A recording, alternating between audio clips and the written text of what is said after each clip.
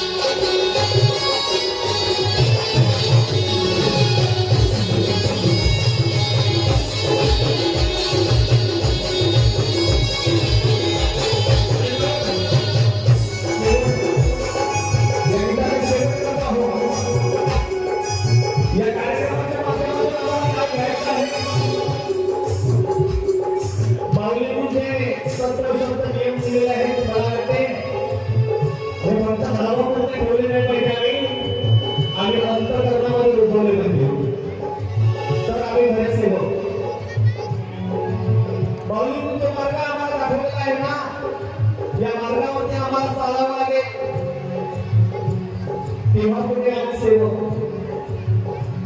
आईवडिलांची आम्ही जन्मभर सेवा केली पाहिजे. नाहीतर वृद्धाश्रमाची वाट दाखवणारे अनेक लेकर आहेत. मला वाटते जोपर्यंत आईवडील आहेत त्यांची सेवा आपण केली पाहिजे, घडली पाहिजे त्यांची सेवा. कारण भक्त पुंडलिकासाठी उभा राहायला लागते. आणि मग आई काय असते? लग्नाचा पाय असते, आधाराचा डोळा म्हणजे माय असते, आई असते. आई असते शिवली रस्त्यावरती घडत नाही आणि रस्त्यावरती घडत नाही. ज्याला हात नाही त्याला विचारा हाताचे दुःख काय, त्याला पाय नाही त्याला विचारा पायाचे दुःख काय. तशी त्याला आई नाही त्याला विचारा आईचे दुःख काय. 9 महिने नव्हतं करण्यासारखं पोटात वागलं तर हाताचा पाठला करता लेकरांनी झाला दुधाच्या पाचते. आई म्हणजे नवी पहिला विद्यापीठ आणि हक्काचं व्यासपीठ म्हणजे आई असते. वाटलेली कपडे सुरूच्या गाठी मारून आपलं जीवन निर्मित करतो तो बाप असतो.